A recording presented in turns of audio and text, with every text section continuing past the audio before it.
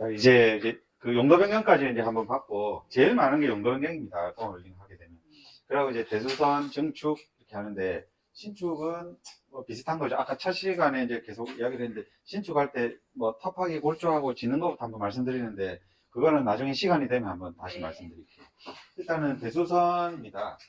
자, 그래서 지금 기둥, 아까 이제 주요 구조 처음에 설명해 드린 게 이제 계속 나온다는 게 이제 이것 때문에 그런 거예요. 내력벽, 주계단, 가짜 벽은 터도 되죠. 당연히 이런 것들은. 근데 이제 그 도면에, 현황 도면에 등재가 된 벽은 진짜 벽이라고 대부분은 이제 하고, 이걸 철거하기 위해서는 이거를 건축주가, 철거하고자 하는 주체가 내력벽이 다 아니다를 증빙을 할 수 있어야 됩니다. 직접 증빙하는 게 아니고, 건축 전문가, 구조기술사 불러서 증빙을 하겠죠. 그래서 그게 증빙이 쉬우면 대수선에 해당이 안 되고, 쉽게 간단하게 뭔가 이 행위를 할 수가 있습니다. 이제 그게 안 되는 이 5가지 주구조구를 건드리게 되면 무조건 대수선을 해야 되고요. 대수선도 신고가 있고 똑같이 허가가 있습니다. 신고는 되게 간단한데 허가는 까다롭게 되겠죠. 밑에 보면 내력벽 증설 해체, 기둥 증설 해체. 기둥 이렇게 하고 지금 보가 저희 건물은 과도하게 많다고 했죠. 지금 하나, 둘, 셋, 넷, 다섯 개가 있습니다. 이 보 없어도 되고 저 보도 없어도 될 것 같거든요. 근데 없다고 그냥 이걸 증설을 하거나 해체를 하게 되면 대수선을 하고 해체를 해야 되지 그냥 하면 안 된다는 거죠.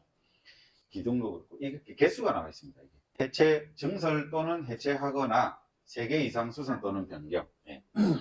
다음 H빔을 보강을 더 떼는 거는 대수선에 해당이 될까요? 안 될까요? 해당이 되죠.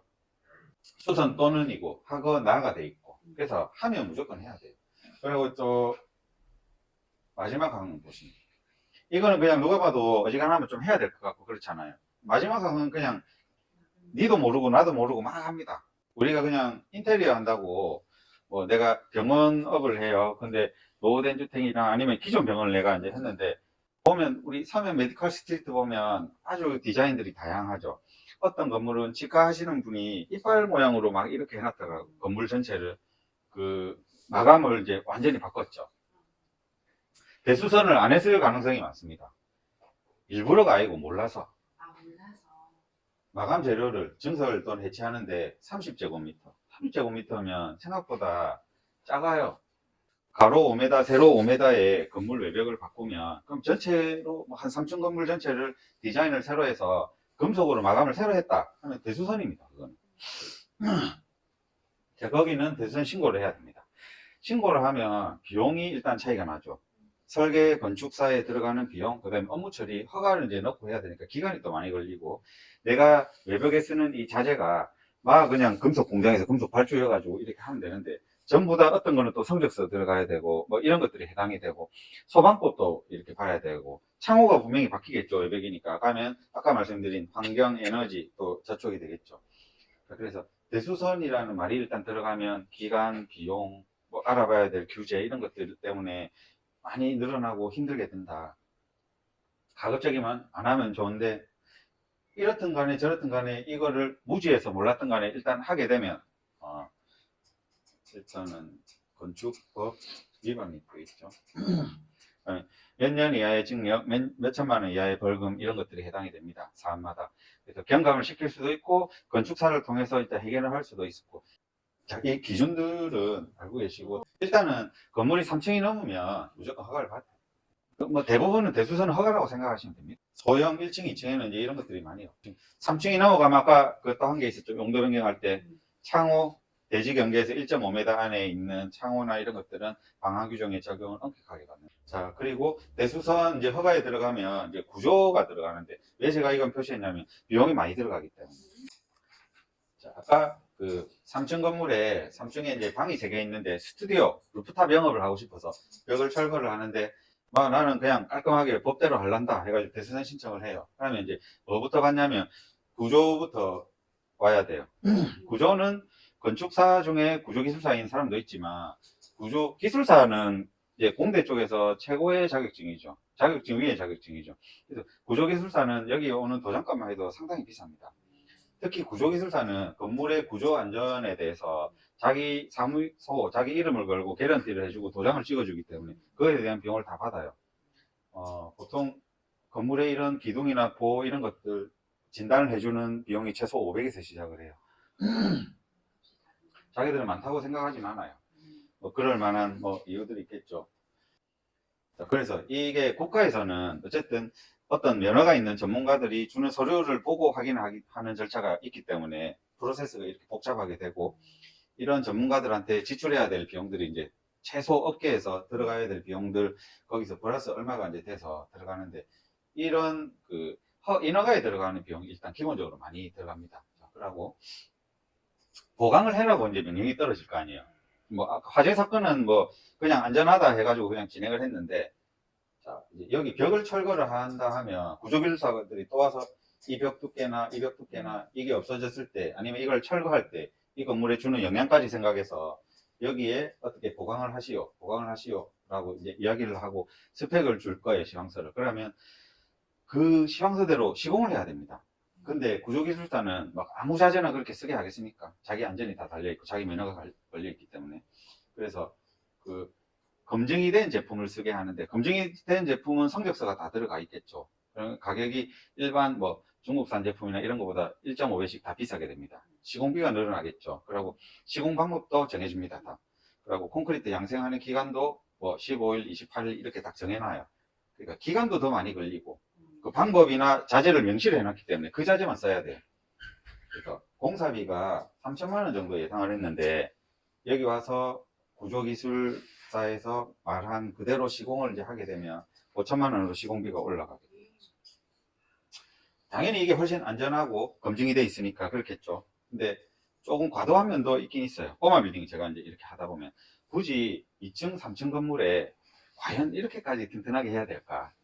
맞죠? 수천만 원이 더 들이면서 뭐좀 그런 면도 없지 않아 있습니다. 그래서 대수선을 이렇게 굳이 이렇게까지 해야 될지 안 해야 될지에 대해서 한번 생각을 해봐야 돼요. 그래서 다음 시간에는 사업 타당성 분석을 할 거거든요.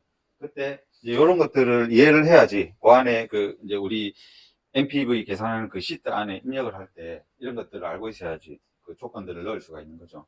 그래서 이런 절차대로 좀 대수선이 진행될 거다.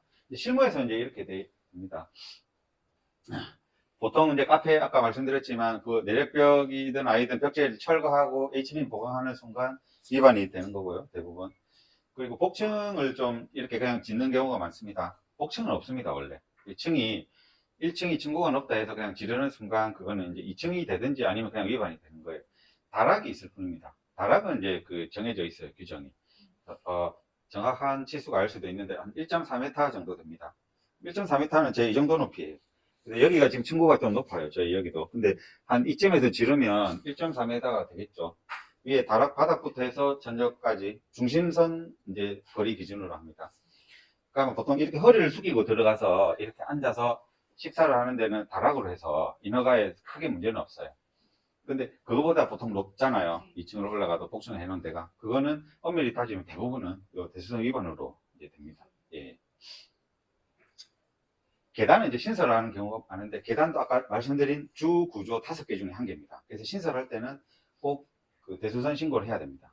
근데 아까 말씀드린 대로 계단은 맞죠? 외부에 그냥 따로 1개 짓는 거기 때문에 뭐 구조진단 기술사가 와서 그렇게까지 비용을 받지는 않아요. 말 그대로 딱 도장값 정도 들어갈 거예요.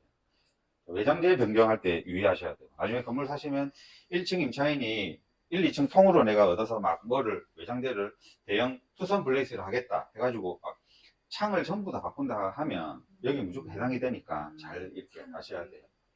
그렇죠. 외장재 자체를 30제곱미터 이상 바꾸기 때문에. 그래서 3년 이하 5천만 원 이하 벌금형입니다. 리모델링 크게 이렇게 4가지로 그냥 나눴습니다. 공법 행위 안 하고 내외장 공사를 하는 경우. 내외장 공사를 하는데 공법 행위를 안 하려면 내가 법적 리스크도 감수도 좀 해야 되고 법에 대해서 잘 알아야 되고, 그러면 시간과 비용 줄여가면서 할 수도 있겠죠. 경우에 따라서는 내가 그냥 저질러 놓고 대수선 그 신고를 당해서 벌금을 내도 오히려 그게 더 쌀 수도 있습니다. 어떤 경우에는. 이게 최고지 이렇게 다 적용되지는 않아요. 예. 그런 것도 판단을, 남한테 피해 안 가는 거면 내가 뭐 판단을 그래 할 수도 있습니다. 이거는. 그리고 용도 변경만 하는 경우, 대수선 증축하는 경우 이렇게 있습니다.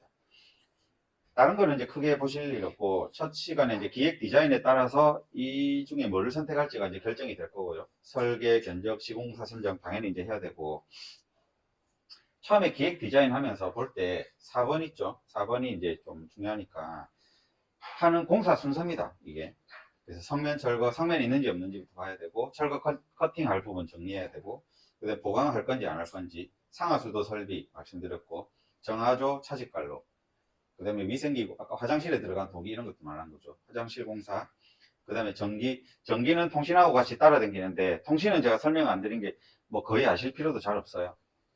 그리고 우수, 그다음에 조정 미장 방통. 공사 중에 이제 외장 공사할 때 뭐 가짜 벽을 이제 만들어야 될 수도 있잖아요. 담장도 만들어야 되고, 우리 정면 입구에 뭐 계단, 뭐 아니면 테라스 이런 거 꾸밀 때 조정 미장 공사는 항상 들어갈 거고, 방통 공사는 이제 항상 잘 하셔야 돼요. 바닥 미장을 이제 이야기하는 건데, 우리가 노후된 3층 주택 사면 보통 구들장이 있잖아요. 옛날에는 바닥에 온돌이 있으니까. 근데 근린상가로 바꾸게 되면 이걸 철거를 다 합니다. 바닥에 단차가 이제 이렇게 있는데, 이걸 철거하면 밑에 그 보일러 온돌 파이프 관이 있고, 거기가 주변이 다 흙으로 채워져 있어요. 흙이나 잡석. 거기에 이상한 폐기물 나오는 경우도 있어요. 옛날에 건물 지을 때 시체를 넣고 듣기도 하고. 농담이에요. 그래서 뭐가 있을지 몰라요. 그래서 어쨌든 이걸 다 걷어내야 돼요. 층별로 있는 그 보일러 구들장 바닥을 다 걷어내면 건물이 심플하게 되겠죠. 하중도 줄어들고 좋습니다. 그러면 그 면이 매끈하지 않겠죠. 막 우둘두둘 할 거예요. 그럼 여기에 다음 사람이 들어와서 바닥에 타일 깔든지 뭘 하려면 매끈해야 돼서 콘크리트를 한번 부어야 돼요. 건물 전체 1층, 2층, 3층 전체 붓게 되면 바닥이 매끈하게 되겠죠. 층별로 이렇게 있으면, 여기 레미콘을 여기다가 펌프차가 또 한 대 더 오거든요. 오면 이렇게 부어요. 이거를 여기 또 붓고. 이 장비대가 비쌉니다. 방통원 칠 때. 물론 이것도 비싼데. 그리고 여기 물을 막 이 콘크리트 부으면 이렇게 시간 지나면 이제 이렇게 해서 붓겠죠. 매끈하게 돼서. 그래서 한 개층 치고 또 가고, 또 다음에 또 2층 임차인 들어와서 또 한 개층 치고 가고 이러면 비용이 너무 많이 드니까, 건물주인 내가 그냥 1, 2, 3, 4층 한 번 불렀을 때 다 치면 사실 제일 싸게 들어요. 근데 임차인한테 시키면 4층 계약할 때 이 한 차 와가 붙고 그냥 가고, 또 1층 계약하면 또 한 차 와서 장비대가 이게 펌프카, 이거 레미콘, 이 두 대가 이제 오죠. 오니까 계속 올 때마다 오면 너무 비쌀 거 아니에요. 그래서 왔을 때 다 하고 임차인한테 걷는 방법도 있고, 예. 아니면 좋은 임차인 유치하기 위해서 그냥 다 쳐놓고 이제 하는 방법도 있고. 그리고 창호, 외장재 공사를 하겠죠. 창호나 외장재는 같이 할 수도 있고 다르게 할 수도 있고 그렇습니다. 디자인은 이제 자기가 건물주가 보고 계속 이런 고민들을 해야죠. 이 주변 상권에 맞는 건물, 어떤 전포동이나 이런 데 가면 빨간 벽돌 집들이 너무 많죠. 그래서 빨간 벽돌을 선호를 안 해요. 그쪽에 이제 디자인하는 분들이. 흰색이나 막 깔끔한 뭐 라임스톤이나 이런 건물로 디자인 많이 하고, 또 모던한 건물들만 있는 지역에는 오히려 빨간 벽돌로 또 디자인하기도 해요. 반대죠. 자, 그리고 아주 중요한 게 이제 방수 도장입니다. 건물주의 한 3분의 2 이상은 방수 도장 때문에 고민을 많이 하세요. 분쟁도 많았을 거고, 방수 원인은 너무 다양합니다. 그래서 처음에 건물 리모델링을 할 때 돈을 아끼지 말고 방수 도장을 무조건 잘 해야 돼요. 잘 해놓고 나서 나중에 이제 뭐 문제가 없어야지. 방수 도장은 왜 그러냐면, 처음에 제대로 안 해놓으면 나중에 비가 새거나 문제가 생기면 건물주가 해줘야 되는 거거든요. 외장의 외부 방수는. 내부 방수는 건물주가 안 해줘도 돼요. 근데 외부 방수를 제대로 안 해서 비가 새면 인테리어 파손이 일어납니다. 인테리어 파손이 일어나면 방수만 해주면 되는 게 아니고 손해배상 문제에서 자유롭지가 못해요. 그 피해액이 얼마나 될지 모릅니다. 방수 도장은 무조건 잘해야 돼요. 건물주로서. 아까 이 설비 맞죠? 설비 이건 당연히 법에 관계된 거니까 잘 할 거고, 그 냉난방, 경관등, 간판 이런 것들은 위치나 배치나 이런 것들을 이제 처음에 기획 개발할 때 뭐 실외기를 이쪽에 담을 건지, 실외기는 거리가 있죠. 이 에어컨 배 흰선이 미터마다 지금 한 2만원, 2만 5천원 정도 할 거예요. 그러면 4층 임차인 보고 실외기를 여기 놔라 하면 반발이 일어나겠죠. 거리가 기니까 비용 너무 많이 나올 거 아니에요. 4층은 여기 올리고 3층도 옥상 이쪽에 올리고 1층, 2층은 여기 올리고 이렇게 하는 방법도 좀 많고, 비트 관을 이렇게 한 개를 만들어서 배관을 미리 다 해가지고 이쪽에 다 뽑아 놓는 방법도 있어요. 예. 그러고 나중에 받으면 되죠, 돈을. 요까지 배선까지 다 해놓죠. 이것도 건물주가 미리 그 밸류 기획을 할 때 다 해놓으면 좋습니다. 경관등이나 간판은 필수로 이 간판은 4층, 3층, 이렇게 배치를 인포메이션 해놓고 경관등도 여기다가 몇 군데 달고 이런 것들도 디자인 기획을 다 해놓는 거하고 안 하는 거하고 차이가 많이 납니다. 아까 대수선 철거 해체 때문에 이제 뭔가 많이 바뀌고 골치 아프다고 했는데 이것 때문에 그렇습니다. 2022년 8월 4일 시행입니다. 중요한 게 얼마 안 됐어요. 얼마 안 돼서 아는 사람이 많이 없습니다. 근데 무지해서 나중에 바로잡기에는 너무 이 피해 금액이 큽니다. 신고냐 허가냐 이거에 따라서. 자, 이제 대수선을 하든지 뭐 철거하든지 하려면 철거 신고를 해야 되겠죠. 철거는 그냥 신고 말 그대로 신고만 하고 그냥 철거를 하면 됩니다. 뭐냐면 내가 불법 구조물이 여기 있으니까 이건 철거하겠습니다 하고 서류 집어넣고 그냥 철거하면 끝이에요. 아까 허가는 제가 여기 건물에 뭐 어디를 철거할 테니까 허가해 주십시오. 그럼 구청에서 해라고 도장 찍어줄 때까지 기다려야 돼요. 서류 이어주고. 신고하고 허가가 완전 다른데 뭐가 붙냐면 여기서 제일 중요한 게 해체 감리가 붙어요. 예.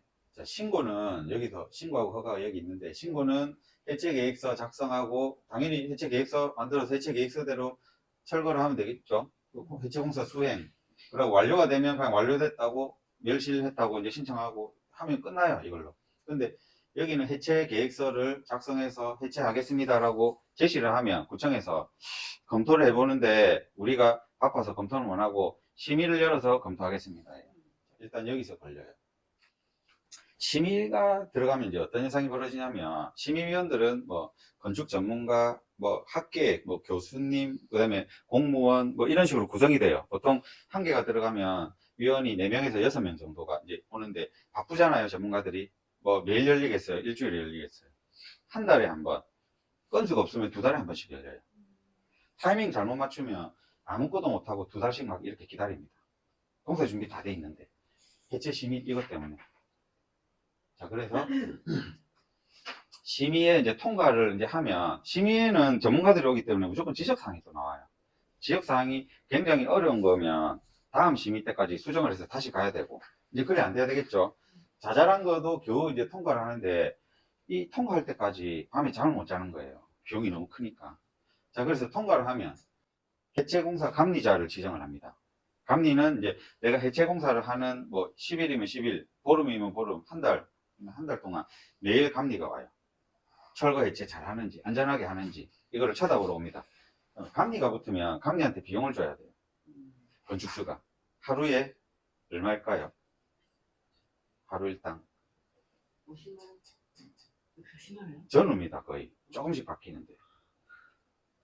10일이면 1,400이죠. 근데 감리는 안전하게 해야 될 거 아니에요. 그러면 이 철거 물량이 있잖아요. 그러면 레미콘 덤프에 실어서 버리면 되거든요. 파괴하고 덤프에 실어서 버리면 되는데 안전하게 해야 되니까 못하게 해요. 하루에 많이. 민원 들어오면 스탑, 시끄러우면 스탑, 분진 나면 스탑, 그리고 물량이 너무 많으면 한번 버리고 해라고 또 스탑. 자꾸 공사를 스탑시키면 10일 동안 해야 될 것이 25일로 바뀌어요. 이때는 10일 정도 계획 잡고 1,400만 원을 주려고 생각하고 있었는데 3천만 원이 넘어가요. 감리한테 주는 비용만. 근데 공사, 건설 쪽은 이제 성향이 어떠냐면 이 공사라는 게 공기가 길어지면 건축 공사 비용도 당연히 올라갑니다. 그래서 이중으로 이제 비용이 올라가죠. 자, 그런 프로세스로 지금 바뀌어 있어요. 네, 그래서 실제로 아까 도면 그렸던 그 신축 건물 있죠? 저기 코너 자리에. 거기가 이제 초등학교 바로 앞에 버스 정류장이 있어요. 그 버스 정류장 바로 옆이라서 원래는 신고 절차였는데 허가에 해당이 됐어요. 그 신축 건물이. 그래서 지금 좀 전에 말씀드린 이 프로세스를 그대로 탔습니다. 타서 기간도 많이 걸리고 건축주가 비용을 많이 내게 됐죠. 자, 그래서 나중에 이제 신축하든지 대수선하든지 주구조를 건드리는 철거가 들어갈 때는 아주 주의를 하셔야 되고 이거를 전문가들이 알아서 할 건데 저도 바뀐 지 얼마 안 돼서 몰랐습니다 하면서 머리를 긁적이면 어떻게 할 거예요. 이미 이런 벌어졌는데. 네. 자, 그래서 이런 부분에 대해서 조금 주의를 하셔야 되겠다. 해체 계획서 작성하는 것도 모니터링도 조금 어느 정도는 하셔야 되고.